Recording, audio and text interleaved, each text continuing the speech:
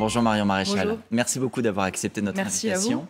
On l'évoquait à l'instant, Emmanuel Macron a annoncé la mise en œuvre de la réforme des retraites dès l'été 2023.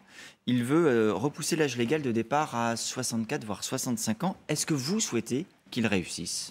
Déjà, je me félicite dans un premier temps qu'ils remettent à plat cette réforme, puisque souvenez-vous, au départ, il s'était agi de mettre complètement le système Dans le précédent quinquennat, il voulait une réforme très exactement, à point, qui était quelque chose d'une espèce de truc complètement technocratique, aberrant.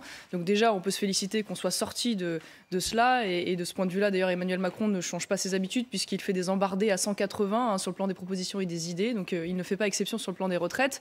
En ce qui concerne l'allongement de la durée légale de la retraite, comme vous le savez, à Reconquête et avec Éric Zemmour, nous étions pour cet allongement. Vous souhaitiez un report de l'âge légal à 64 ans. Exactement. Alors après, il y avait des débats sur l'âge, des différences, et puis sur évidemment la prise en compte de la pénibilité, la remise à plat aussi d'un certain nombre de régimes spéciaux qui ne sont pas aujourd'hui au cœur du sujet, pour plus d'égalité et d'équité, si je puis dire, entre les différents régimes. Donc de ce point de vue-là... Mais ça va dans le bon sens. De ce point de vue-là, alors il faudra voir le détail, parce que comme je vous le disais à l'instant, on ne sait jamais à quoi s'en tient véritablement avec Emmanuel Macron, il faudra voir le détail. Mais en ce qui concerne l'allongement du départ à la retraite, nous en sommes favorables, à ceci près qu'elle ne peut s'accompagner que d'une véritable politique aussi de retour à l'emploi. Et nous attendons fortement, de ce point de vue-là, une réponse sur le plan de la formation et de faire coïncider, puisqu'en ce moment on parle beaucoup de l'école de la République, l'enseignement supérieur, avec les besoins des entreprises, parce que c'est quand même le gros angle mort et c'est l'une des réponses à apporter. Et là, on est toujours dans le vide. On parlera de l'école dans un instant. D'abord, encore un mot du travail. Hier, vous avez répondu à la députée écologiste Sandrine Rousseau, qui défend un droit à la paresse et qui dit que la valeur travail est une valeur de droite. Oui, alors elle reprend d'ailleurs en cela, en parlant du droit à la paresse, vous savez, une expression qui avait été forgée par le gendre de Karl Marx il y a déjà longtemps, donc comme quoi la gauche ne se refait pas, les références restent toujours fondamentalement les mêmes. Et je m'amuse, si vous voulez, de ce genre de grandes envolées, parce que ce qu'oublie de dire Madame Rousseau, c'est que ceux qui financent le droit à la paresse de certains, c'est ceux qui travaillent et qui manifestement n'ont le droit que de travailler. Et donc elle soulève en cela, oui, je pense, une vraie différence de point de vue, qui consiste à dire que aujourd'hui, il n'est plus supportable que nous soyons dans une logique d'assistanat, c'est-à-dire le fait que dans certains cas, les aides sociales payent mieux d'une certaine manière que le travail. Mais vous revendiquez le fait que le travail soit une valeur de droite, c'est quelque chose que vous défendez. Le travail, pour moi, n'est pas de droite ou de gauche. Le travail, pour moi, c'est une logique de responsabilité individuelle. C'est un besoin nécessaire de subvenir aux choses essentielles de sa famille. Ça me paraît être un effort collectif, parce qu'on vit dans le cadre d'une communauté nationale, donc chacun doit apporter sa pierre à l'édifice. Donc ça ne devrait pas être de droite ou de gauche. En revanche, je considère que, oui, il n'y a pas un droit à la paresse. Chacun doit pouvoir travailler et contribuer à la mesure de ses possibilités et de ses compétences. Mais je trouve que c'est un débat aberrant. Et d'ailleurs, je disais dans ce tweet que finalement, en tout cas, le droit à la bêtise était manifestement, pour le coup, une valeur de gauche. Mais ça finit par être une stratégie, je crois, Sandrine Rousseau, de se faire connaître avec ce genre de polémique. Cette semaine, il y a eu également des annonces importantes du gouvernement sur l'énergie. Il va y avoir des hausses de prix en janvier, en février, sur le gaz et l'électricité, mais il y aura aussi le prolongement du bouclier tarifaire pour tous et un chèque énergie pour les plus modestes. Est-ce que c'est bienvenu ? Est-ce que Reconquête, au pouvoir, aurait fait la même chose ? Alors déjà, il faut quand même dire une chose, c'est que la distribution de chèques, qui est devenue maintenant la politique répétitive du gouvernement à toutes les problématiques. Pour les plus modestes, là, en l'occurrence. Oui, mais le bouclier tarifaire va aussi considérer à mettre de l'argent public et à injecter de l'argent public, évidemment, pour compenser la hausse des prix. Il faut quand même dire aux Français que tout cela... Pour l'atténuer, parce qu'il y aura quand même une hausse. Il y aura une hausse, mais de 15%, donc réduite par rapport à ce qui devrait advenir. Il faut quand même dire aux Français que tout ça, c'est de l'impôt différé et c'est de la dette supplémentaire à un moment donné, où, rappelons-le quand même, les taux d'intérêt de la dette sont en train d'augmenter, et comble de l'irresponsabilité, parce que nous payons là l'irresponsabilité du sabotage de notre filière nucléaire, l'irresponsabilité, et on n'en parle jamais d'ailleurs, de la volonté du gouvernement de démanteler notre champion national qui est EDF avec le projet Hercule qui est en stand-by mais qui a quand même contribué à affaiblir Même si depuis l'État a annoncé une recapitalisation, renationalisation d'EDF. Oui, mais c'est très intéressant si vous voulez parce que c'est toujours pareil, c'est les grandes embardées idéologiques. Donc on explique au patron d'EDF qu'on vilipende aujourd'hui, qu'il va devoir fermer des réacteurs nucléaires, puis aujourd'hui on le prend à partie parce que les réacteurs nucléaires n'ont pas eu suffisamment d'investissement et on n'a pas formé suffisamment de gens. On recapitalise EDF mais dans le même temps pendant des mois, voire des années, on a prévu de le démanteler, donc EDF s'était organisé de ce point de vue-là. Et on paye aussi, et ça c'est intéressant de le rappeler, le choix de gouvernements qui depuis quelques années, Emmanuel Macron compris, ont contracté des emprunts pour la dette qui ont des taux d'intérêt qui sont rattachés à l'inflation. Donc on a potentiellement une situation explosive. Je reviens à la question de départ, vous n'auriez pas fait ces aides, le bouclier tarifaire, le chèque énergie, ça pour vous paraît... répondre clairement, puisqu'en fait sur la question du prix de l'électricité et du gaz, il y a des réponses de court terme et des réponses de long terme. Je ne suis pas choquée qu'il puisse y avoir dans une mesure d'urgence et temporaire, en effet, des aides directes qui soient distribuées. Ce qui me dérange plus, c'est qu'on soit systématiquement dans cette réponse et qu'à aucun moment on ne voit une véritable politique économique qui consiste à rendre du pouvoir d'achat aux Français par un travail qui paierait mieux et des charges finalement sur les salaires qui soient moins importantes. Et on attend une réponse structurelle. Et c'est ça qui est très ennuyeux dans le dispositif, c'est qu'on ne voit pas cette réponse structurelle et les causes d'économie du coup d'État qui devraient advenir en face. Et c'est là où ça m'inquiète, c'est qu'on se met dans une situation une fois de plus explosive. Et de ce point de vue-là, voilà, je ne vois pas véritable cohérence de réponse cohérente. Emmanuel Macron demande également des changements d'habitude, de comportement aux Français, par exemple de baisser le chauffage à la maison cet hiver. Est-ce que vous le ferez ? Oui, mais moi j'ai toujours de toute façon mis mon chauffage à 19 degrés puisque c'est ça maintenant. Vous étiez déjà exemplaire sur ce sujet. Déjà, et moi je suis pas choquée qu'il y ait une responsabilité individuelle des citoyens de manière générale, mais ce qui me dérange, c'est la tonalité du propos. C'est de dire aux Français, si vous ne faites pas cela, vous subirez des blackouts. C'est-à-dire qu'on est dans une espèce d'inversion de la charge de la responsabilité qui me déplaît très fortement, alors même que la situation qu'on vit aujourd'hui est directement liée aux mauvais choix qui ont été faits au niveau européen et au niveau français par nos gouvernants. Et donc c'est vrai que c'est une chose un peu facile, une fois de plus, de la même manière qu'aujourd'hui Emmanuel Macron s'en prend au président d'EDF, alors qu'il lui a donné des consignes qui évidemment l'ont mis en difficulté. Donc c'est la tonalité du propos qui me dérange de ce point de vue-là. Une partie de la hausse des prix de l'énergie vient du nucléaire, vous l'avez évoqué. Une autre partie vient du contexte international, la guerre en Ukraine, la question des sanctions également. Pas seulement, il y avait déjà de l'inflation en réalité et de la hausse des prix avant, mais oui. Est-ce que sur la question des sanctions, vous êtes de ceux qui considèrent qu'on doit arrêter de sanctionner la Russie au motif que ça ne servirait à rien ? En tout cas, je considère qu'on peut difficilement aller plus loin. C'est-à-dire qu'objectivement, aujourd'hui, on met notre économie quand même en grande difficulté et on n'a pas fini d'en voir les effets et donc de s'endetter de ce point de vue-là. On met notre industrie quasiment à genoux. Il faut voir ce qui va advenir. On va payer donc l'irresponsabilité, j'en ai parlé, de nos gouvernants, mais aussi l'irresponsabilité des choix politiques de nos voisins, parce qu'on va devoir probablement livrer du gaz et c'est prévu à l'Allemagne, qui a aussi fait des choix déplorables sur le plan énergétique, nucléaire, notamment ces dernières années. On est quasiment, disons-le, en guerre frontale avec la Russie, parce qu'on est sur la ligne de crête de ce qu'on appelle la co-belligérance. Donc, je veux dire, l'étape supplémentaire, c'est quand même la Troisième Guerre mondiale. Enfin, je veux dire, il ne faut pas se voiler la face. Donc, sincèrement, aujourd'hui, sur la question ukrainienne, je vois difficilement comment on pourrait aller plus loin. Je crois qu'aujourd'hui, la réponse, disons-le franchement, elle est entre les mains de l'Ukraine et de sa capacité ou de sa volonté ou à gagner sur le plan militaire ou à négocier pour remettre la diplomatie sur le plan de la table. Reconquis des territoires, on parle de milliers de kilomètres carrés qui ont été repris aux Russes. Est-ce que c'est une bonne nouvelle ? Moi, je me félicite quand un pays souverain évidemment parvient à défendre ses frontières face à une agression extérieure, mais j'aimerais, et j'en profite, je rebondis, qu'on parle également de l'Arménie, qui est le grand oublié de l'actualité, qui est un pays en conflit avec l'Azerbaïdjan, qui est un pays ami de la France, qui est un pays dans notre sphère civilisationnelle comme l'Ukraine, qui est un pays démocratique, qui est agressé et envahi par une puissance étrangère, un pays étranger qui s'appelle l'Azerbaïdjan, qui est un régime autoritaire soutenu par la Turquie, qui n'est pas non plus une grande démocratie et qui manifestement ne suscite pas les émois et la solidarité nationale que l'on voit à l'égard de l'Ukraine. Et j'y vois peut-être là le fait que Mme von der Leyen soit allée doubler ses importations, les importations de gaz pour l'Union européenne de l'Azerbaïdjan. Donc permettez-moi quand même de relever que quand on a des postures morales et qu'on fait de la diplomatie morale, eh bien, il faut une cohérence. Et on ne peut pas dans le même temps dire « je refuse d'importer du gaz russe pour des raisons morales parce que la Russie, et ce qui est vrai, a agressé et a violé les frontières de l'Ukraine », et dans le même temps dire « je vais aller prendre du gaz de l'Azerbaïdjan qui, dans les mêmes conditions, a violé les frontières de l'Arménie ». On va revenir en France. Marion Maréchal, hier, Emmanuel Macron a annoncé un nouveau projet de loi sur l'asile et sur l'immigration prévu pour le début de l'année prochaine. Il explique que selon lui, notre politique aujourd'hui est absurde, il le reconnaît, inefficace et inhumaine, car, dit-il, elle consiste à mettre des femmes et des hommes qui arrivent dans notre pays, qui sont dans la plus grande misère, dans les quartiers les plus pauvres. Il plaide pour une meilleure répartition, notamment dans les espaces ruraux, là où on perd de la population, par exemple. Est-ce que c'est une idée qui vous parle?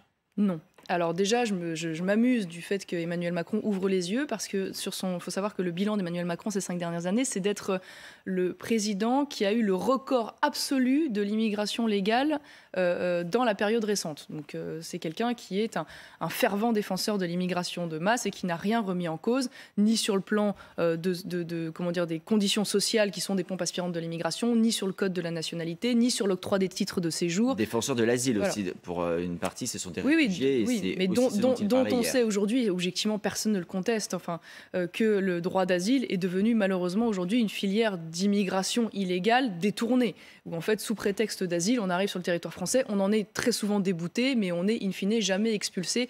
Il promet tout de même d'améliorer l'efficacité des reconduites à la frontière. C'est un chantier qu'il a entamé. Le problème, si vous voulez, c'est que sur cette question de l'asile, nous sommes tenus également par le droit européen. Il ne faut pas l'oublier. Donc, dire aux Français qu'on va révolutionner le système sans s'attaquer aux règles européennes qui sont mises en place, ça me paraît difficile.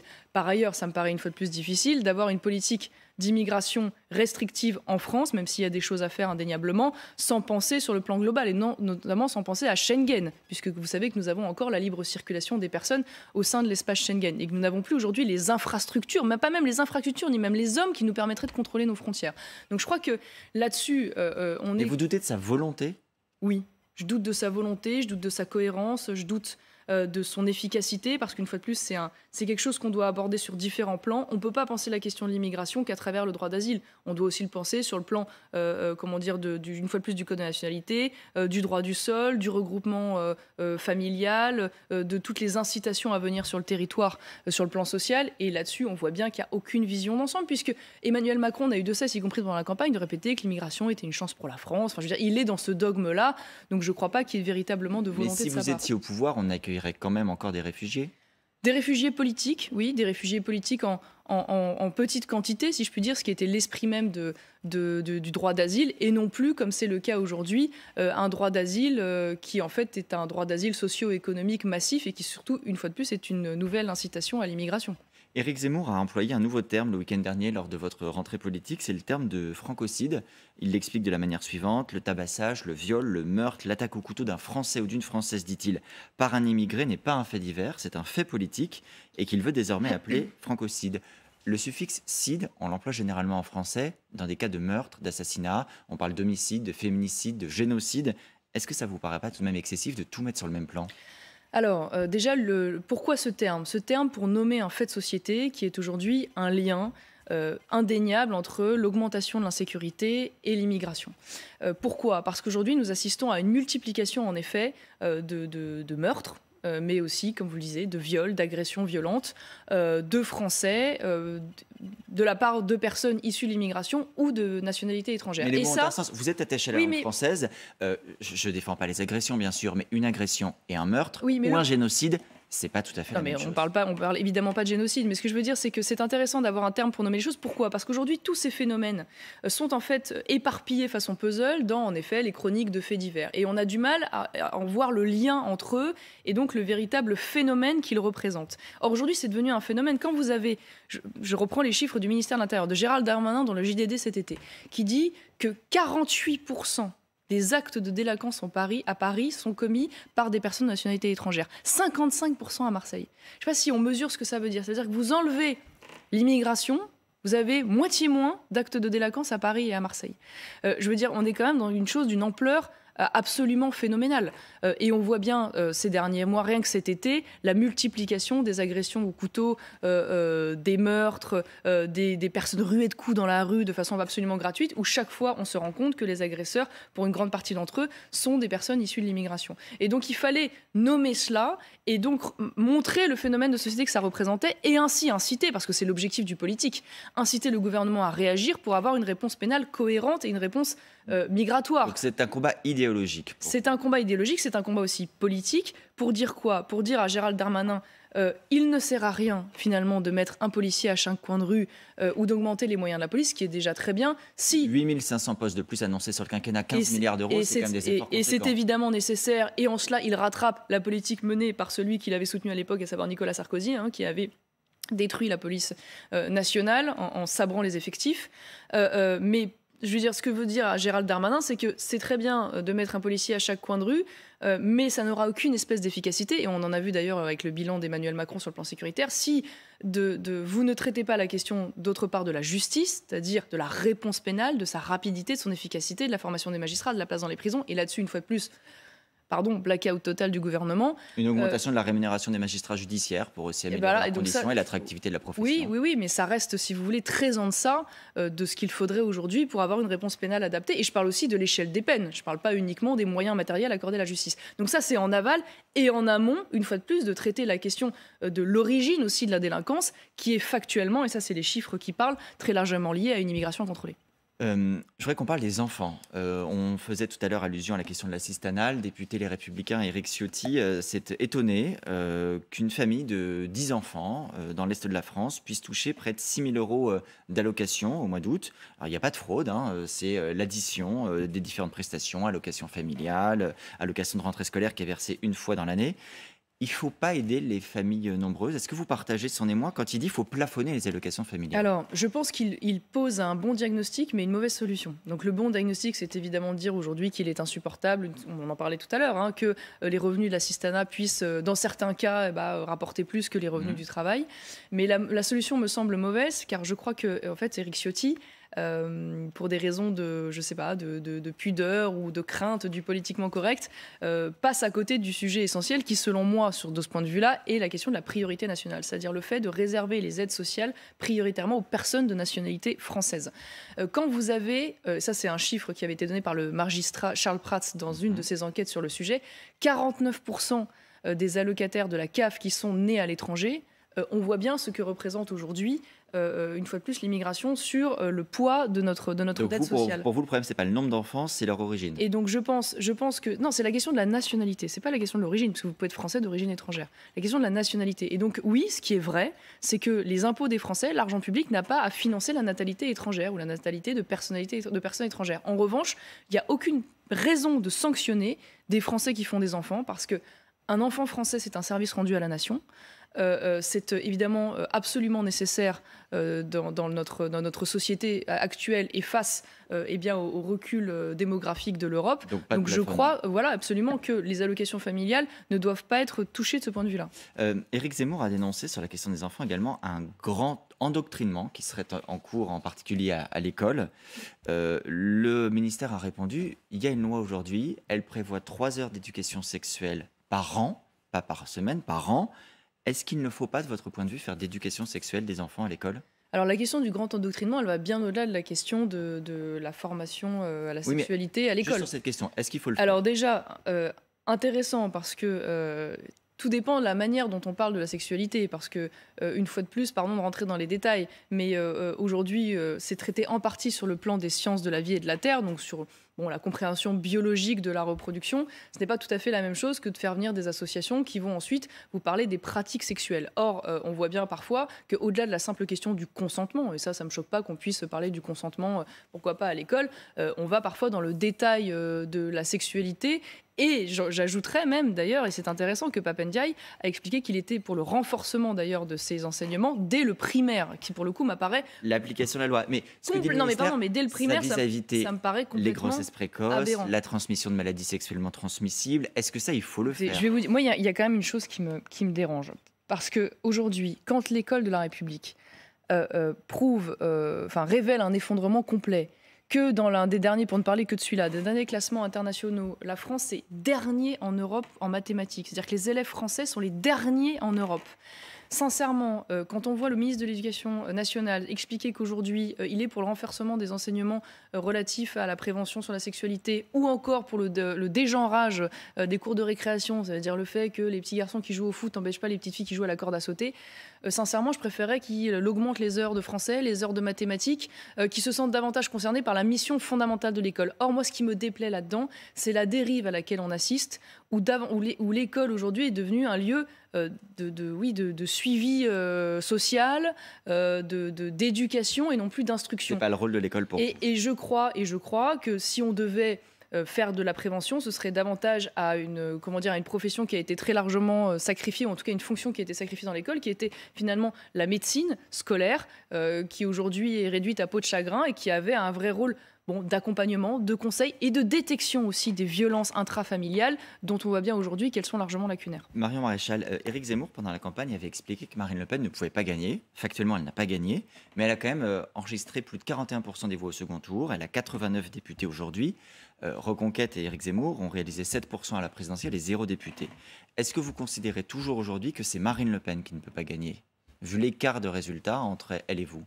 Alors moi, ce que je crois, et c'est d'ailleurs la leçon que je tire des récentes élections en Suède et prochaines élections en Italie, si le score des sondages se confirme. Avec une accession au pouvoir dans un cas fait et dans l'autre cas probable, de la droite et de l'extrême droite. Exact. Alors, je réfute les termes extrême droite, mais en tout cas de coalitions de droite diverses et variées qui ont permis dans ces deux pays, ou qui permettront peut-être en Italie, l'accession au pouvoir de la droite face à la gauche. Ce que je crois, c'est que personne ne peut gagner seul. Voilà, et que le refus par principe d'une coalition cohérente, je ne dis pas une coalition incohérente, à tout prix en tout cas, empêchera d'arriver au pouvoir. Et de ce point de vue-là, je crois que Reconquête avec Éric Zemmour a une singularité de ligne qui ne se confond pas tout à fait aux réponses du Rassemblement national sur les questions civilisationnelles, sur les questions économiques, sur la question justement du rapport au travail. Si je comprends bien ce que vous dites, vous ne dites plus elle ne peut pas gagner, vous dites on peut gagner ensemble. Moi, ce que j'ai toujours pensé, c'est qu'on ne peut pas gagner seul. Et c'est d'ailleurs la logique de l'appel qu'avait fait Éric Zemmour au moment des législatives. Quand il a appelé à la coalition, c'était dans l'espoir de faire en sorte que ça se transforme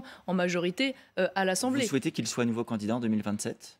Ce sera à lui de le dire, mais je crois aujourd'hui qu'on n'en est pas du tout là. Si vous voulez, il y a d'autres rendez-vous en amont, et puis surtout, il y a le fait déjà de faire connaître Reconquête auprès des Français qui, pour beaucoup, je pense, n'ont pas tout à fait identifié quelle était notre singularité. Ça va être notre première mission, si je puis dire, dans les mois et les semaines à venir. Dernière question, vous dites l'union des droites. Il se trouve qu'il y a des compétitions en cours dans les deux partis qui sont à droite. Le RN entre Jordan Bardella et Louis Alliot, LR entre Éric Ciotti et Bruno Retailleau, entre autres. Est-ce que dans ces noms-là, il y en a avec qui vous pourriez plus facilement travailler, qu'il y ait des convergences? Alors, en ce qui concerne le Rassemblement national, je ne me fais pas l'arbitre d'une élection à laquelle je ne participe pas, parce que j'ai quitté le Rassemblement national il y a des années. Mais puisque vous voulez travailler ensemble. Des années déjà. Ce que j'ai du mal à percevoir au sein de cette compétition, c'est que vous savez qu'il est d'ores et déjà acquis pour tout le monde au sein du Rassemblement national que Marine Le Pen sera la prochaine candidate à la présidentielle.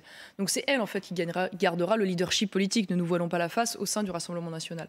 Donc je ne suis pas sûre qu'il y ait de véritables enjeux, et ça ressort d'ailleurs assez bien, de ligne ou de stratégie entre les deux candidats. Donc j'y vois plus une compétition d'image ou de parcours. Il n'y en a pas un avec lequel il sera plus facile de travailler. Donc de ce point de vue-là, en fait, je crois que Marine Le Pen restera la chef du mouvement. Donc je ne suis pas sûre qu'il y ait un véritable enjeu. Et en ce qui concerne Éric Ciotti et Bruno Retailleau, moi, je vais vous avouer que je peux avoir de la sympathie pour des différentes raisons auprès des deux candidats. Ce qui m'inquiète, et j'en vois déjà un petit peu les prémices, c'est que sous couvert de procès en droitisme, l'un comme l'autre se sentent obligés finalement de donner des gages au centre, tout à fait, pour garder la cohérence de leur mouvement, en tout cas l'unité de leur mouvement.